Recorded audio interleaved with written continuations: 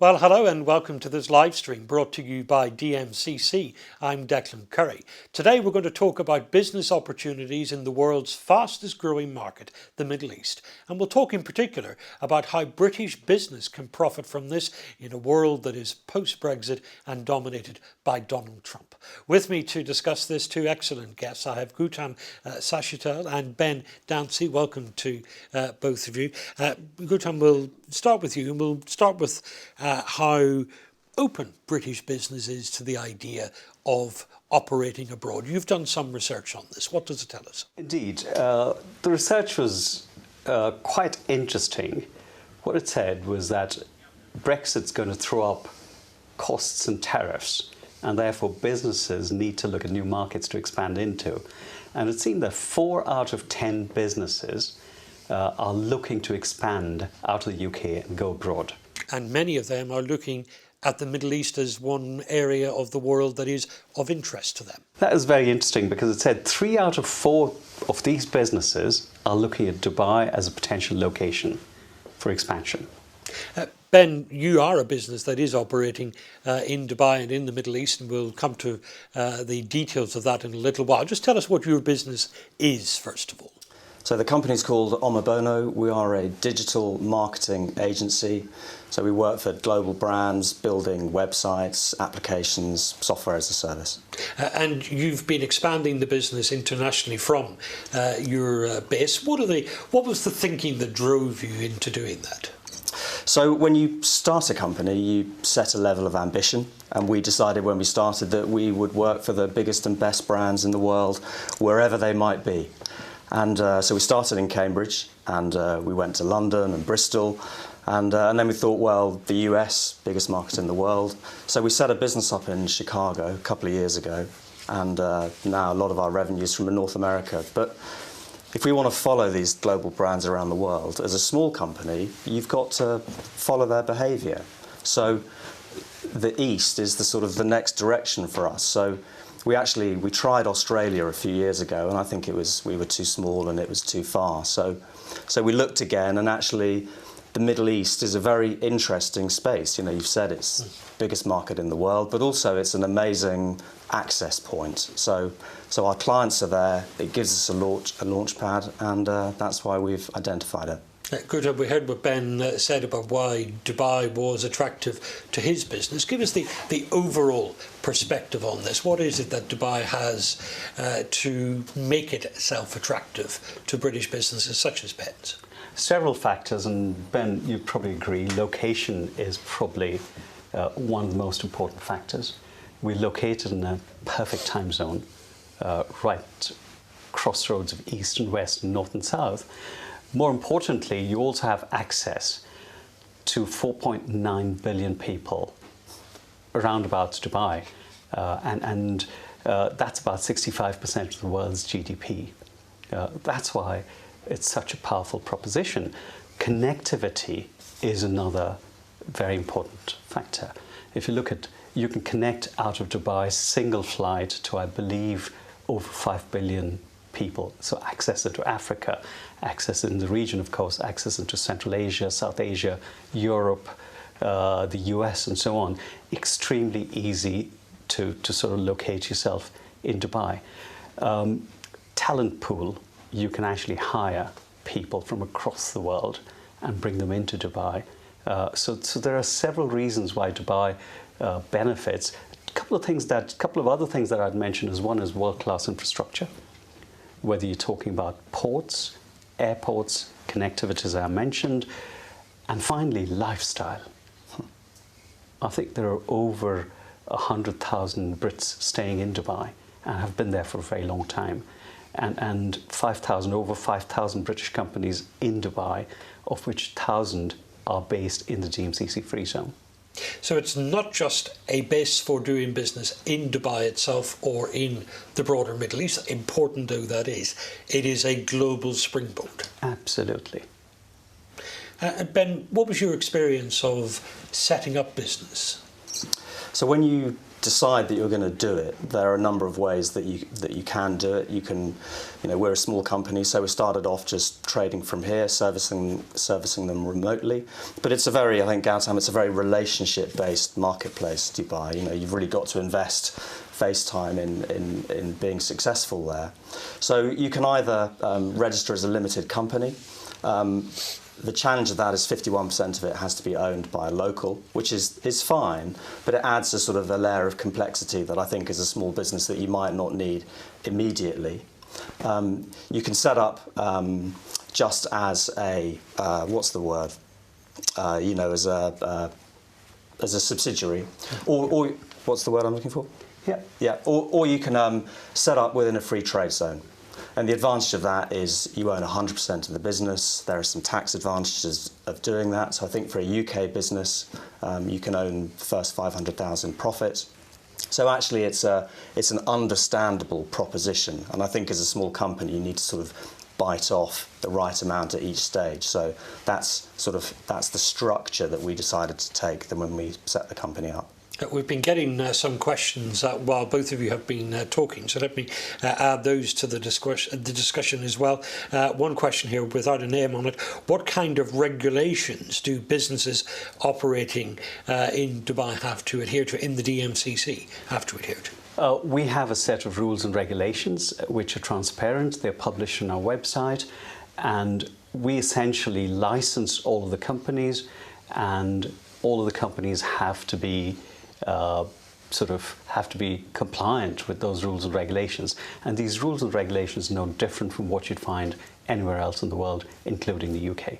A question from Theo in Hastings, and Ben, you might be best placed to answer this one, is what advice would you give to a small company on setting up in Dubai? The context is that Theo's business is a creative design agency. He's familiar with Dubai as a holidaymaker, as a tourist, but not as someone who's done business there.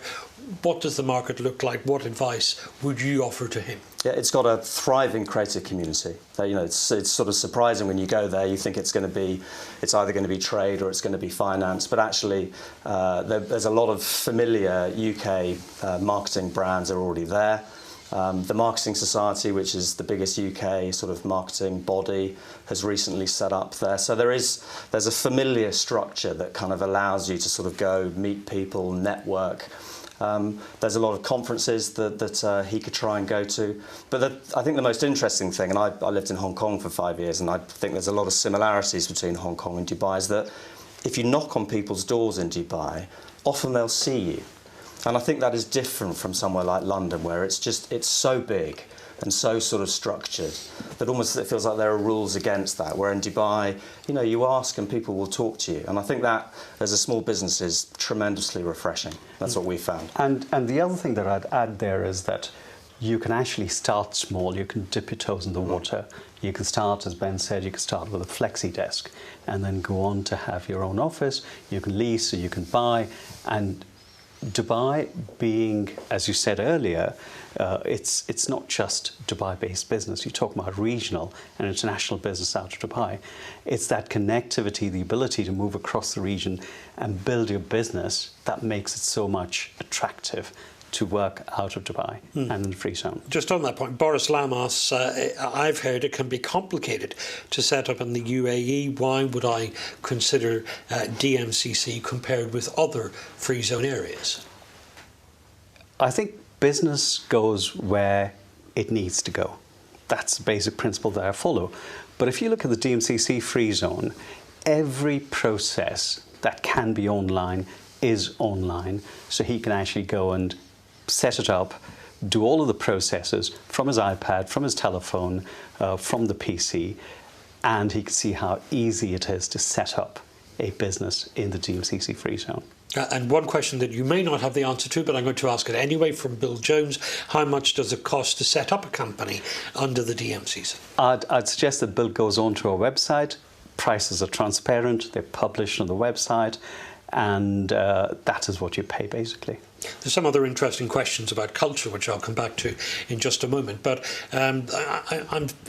was struck when you were speaking about the competitive advantages of Dubai as you see them, that, of course, you're in a global market for this. There will be other parts of the world keen to get investment from British business. They'll be looking at the political climate in Britain after the vote to leave the European Union. They'll be looking at the uncertainty that the election of Donald Trump is causing in some of the major economies around the world. You haven't got the pitch to yourself here. You are competing with other global areas for investment. What are you going to do to set yourself apart from them? I think I've gone through all the reasons for why I believe we're apart in terms of location, in terms of connectivity, in terms of ease of doing business, in terms of hiring talent, in terms of a place to live in. Each location has its unique advantages, and I believe Dubai has very unique advantages, which is why you see so much of business coming in. We open 7 new companies every day, every working day, and over 2,000 companies in a year. That says something about why companies prefer to come in and set up with us. Ben, you said something really interesting, which was the importance of being on the ground as you grow your business in other parts of the world. You can't do it by remote control. You can't do it at a great distance. I think the people dimension in Dubai is really interesting. Only 10% of the people there are local Emirati. So if you think 90% of the population of Dubai have gone there for a reason, and I think they've gone there to make a success of what they've chosen to do. And I think, you know, in some societies around the world, we've slightly lost that focus, certainly in business. So you go there and you sort of feel that whatever level, and His Highness Sheikh Mohammed, he's on social media every single day, leading from the front. And I think that's very interesting, that on the business side of things, people are there to make a success of themselves. The other dimension is that within DMCC, we're talking about it as a free trade zone, but actually it's a community. There are something like 85,000 people that live very close to the DMCC building. And actually, for me, the biggest issue is my people. And I've got to, you know, be sure that they're going to be comfortable, safe, happy. They're going to live a culturally interesting life. You know, there was a big book festival in Dubai last week, and it's a great place for them to be, and they can walk to work and all those little things that make human beings kind of productive and happy. And just on that point of culture, Leanne in Balham in South London asked, what are the cultural differences that UK companies face? There's always a culture shock when you come from the UK and you operate in other parts of the world. What have you had to bear in mind? What have you had to learn as you go along in terms of adapting to how things are done? I think it's terribly important that when you get on the plane at Heathrow, you remember that you're leaving one culture behind and you're arriving in another culture, and that's part of the reason to go there. I mean, it's a fabulous, different culture, but you have to respect that in both in business terms and in kind of human terms. You know, I would say it's a slightly more formal place, certainly in business terms. You know, and I will sound very old-fashioned here, but manners and investing in face-to-face relationships are critical to success. But, you know, it's like anywhere that you live. You know, the more that you invest and put yourself into the local culture, and it is fantastic. You know, you've got the desert half an hour away from you know, where we're located in one JLT.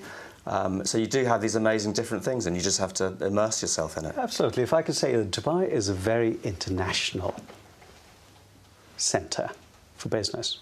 So you have over 200 odd nationalities living and working in Dubai. So it is no different from a large, big city like London or New York.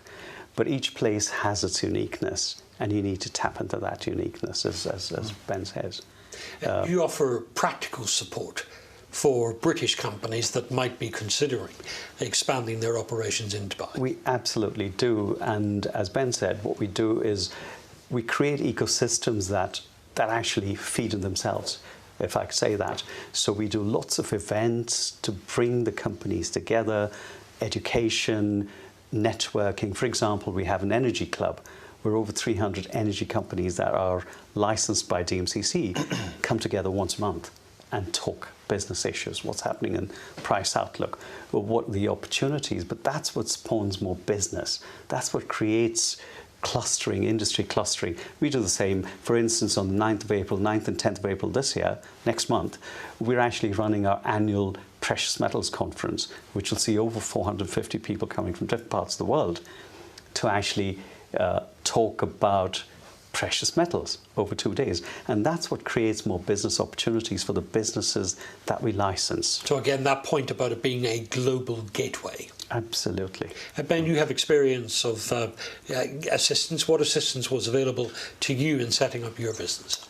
I think it's the simplicity of it. Once you've made that decision to go somewhere, you know, when we went to Chicago, I think we had one meeting in the City Hall office where they sort of pointed us at some possible office space, and that was it. Whereas with DMCC, what happens is, you know, you can do it from your phone, you can ring them up, and there is one point of contact. But it's not just one point of contact; it's actually one person. So you can deal with a human being from the UK in Dubai, and then the real joy is once you arrive in DMCC, which is, you know, physically a huge building. It's like a sort of vertical marketplace. You know, on the ground floor, you can go and see the person you've been dealing with. And, you know, all around them, there's a bank branch, there's people that can help your staff find houses.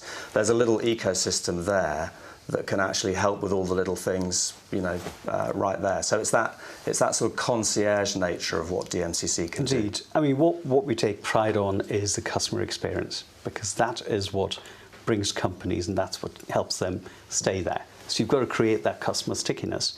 So we offer lots of products and services. So we don't just do the licensing, but we offer visas, real estate options. Do you want to buy? Do you want to lease? Do you want a flexi desk? Do you want to work in a business center? We offer all of those options. Insurance. There are several other services, even business applications for the SME. If you look today in Europe, I believe 90% of the business are SMEs. How do you support these businesses? We support them for things such as business applications. They can tap into that. Telephone answering service, telephone service. This is what brings businesses credit cards, corporate credit cards. So we offer a range of services that makes it easy for the business to come in and set up and start doing business in the shortest possible time. Kind of interesting that you recognise the great number of small and medium-sized enterprises that now come to dominate the economy. The thing is, Ben, if you're running a small business, you might be someone who thinks that expanding abroad isn't for you. That if you've got a good business at home and it works perfectly well, why would you take the risk? Why would you bet the farm all over again on overseas expansion? You've done it. Actually, I think the challenges of setting up an office in Bristol are very similar to setting up an office in Chicago or Dubai. You know, you've got the human distance challenge. You know, you've got to, as a manager, you've got to form a relationship with people that aren't sort of within your reach anymore. So actually, it's a sort of mental discipline of thinking. Actually, distance is not really a dynamic that should stop you. And I think really my only tip in setting up a company is be ambitious, because once you've set a level of ambition, you almost have to go there. And that sort of echoes, it partly answers the question that we have from Mr. Davis, who's watching this broadcast at the moment, works in the creative industry, looking for the next place for them, nervous about Dubai as it seems so different from the UK. There's a question about support, which I'll come back to in a minute, but just on that point of difference, did it feel different to you? In business terms, absolutely not. I mean, within DMCC, you know, Google there, they have an Astro Labs office there. You know, the quality is the same. So I went to see an aircraft component manufacturer in Dubai a couple of months ago, and an incredible operation. You would see that factory anywhere in the world and be amazed and, you know, impressed by it. And when we met the management, they not only want to be as good as other parts in the world, but they want to be better than. And it's that ambition that's healthy. You know, they want to learn and overtake. Gurjan, the second part of Mr. Davis's question is that he's considering either Dubai or Singapore. Make your pitch. I said that. I said that earlier. Business goes where it needs to go, and if Sell it you to. if you want access to Africa, if you want access to 4.9 billion people, if you want to be close to the UK, 6 hours away, flying time, 3 hours or 4 hours of time zone difference, then Dubai is the place for you. Mr. Davis asked, and so does Jamie King, about how long it takes to set up a company. It can be up to 2 weeks. A company can be set up because we've got our processes. We don't we under-promise and over-deliver. I say 2 weeks because we have to go through our own processes, compliance processes, and go through our own sort of rules and regulations before we allow companies to operate. But all of these can be done online from the UK, and usually these days it takes one final step to be in Dubai. And we've even adopted things like electronic signatures, for instance. So everything is online, available. There's price transparency, and customer experience is what separates us from anybody. So there's always the physical access, as Ben said. If there's an issue, we have a call center that works 6 days a week that will always answer customer queries. And even people like me are accessible and available to customers when they need us. There must be some bureaucracy. There always is. It's like any other market, but the difference is there's one point of call, and I think that when you're setting up a business, you've got to drive the business as well as set it up. And what you don't want is lots of different kind of parties helping you. When we went to the US, I think we had to deal with 3 different lawyers to do the immigration, the company set up. And that's just what you have to do in the US. The difference with Dubai is at least we had, one person to speak to. And that is hugely helpful in an unfamiliar place. And if I can summarize, it's from registration through to licensing, through to visas, through to real estate, through to telephony, through to business applications, through to insurances. We can do everything there. Justin McGuire asks, is there a particular sector that you're looking to attract? Is there a particular sector that is most interested in Dubai at the moment? I'll talk about the DMCC free zone. Almost 40% of the businesses that we have in the DMCC are related with commodities in one shape or form. We don't focus on specific industries because we have over 700 licenses, businesses performing various sort of business activities in the free zone. The UK is a target market for us, very clearly SME as well as large corporates, and so anything that the individual needs in terms of support from us, we're there to provide that support and attract that business. But are you getting a lot of interest from media, from life sciences, from? It is varied. It is varied. Now, if I can give you examples of big UK companies that are with us, there's Dyson, there's G4S, there's British American Tobacco, and there's Omo Bono as well. So we've got this the point entire about spectrum. a diverse type of businesses. So I run a marketing company. When I set up in America, you would have thought I'd have gone to Madison Avenue, New York, because that's where all our competitors are. But we decided to be where the clients were, in Chicago. In Dubai, there are other free trade zones, but they tend to be single sector specialists, so finance, internet, media. And I think that the interesting thing about DMCC is the mix of businesses. And that's healthy. As a small business, you've got 13,000 other companies to interact with. And I think one of the challenges of entering a new country is it can just seem so big that you don't know where to start. And this is where we specialize in creating the networks, helping companies, putting them in touch with potential customers, creating these networking opportunities so that business can grow. Because ultimately for us, you can start from a startup, as Ben said, Astrolabs, we have the only Google Tech incubator in town that can go from being a one-man, one-person organization to a unicorn at some stage. That's what we want, basically, and that's why we support the business in the way we do. And just on the broader point about the importance of British business doing more business overseas? We are told that now that we've voted to leave the European Union, that that's ever more important than it was before. And yet we know that because so many British businesses are small firms, they have a reluctance to export. It's only one in nine British companies does any business abroad. Do you think the climate is changing since Brexit, since the arrival of Trump? Do you feel there's a different mood in the air?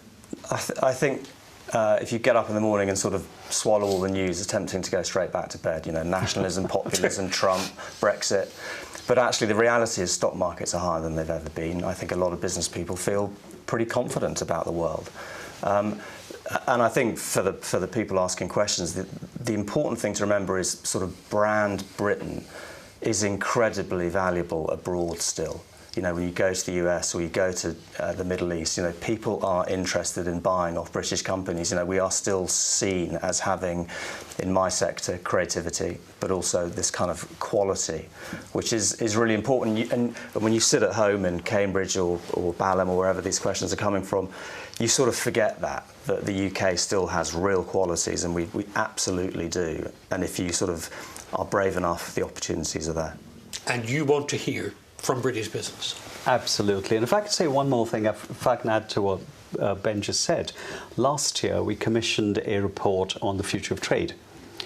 And businesses are digitalising quite rapidly. Now, that enables even the small business to be looking at global trade, to participate in global trade. And the report suggested that if the business digitalizes, if trade digitalizes, you could have potentially another 350 million new businesses entering global trade, because the cost barriers reduce quite substantially.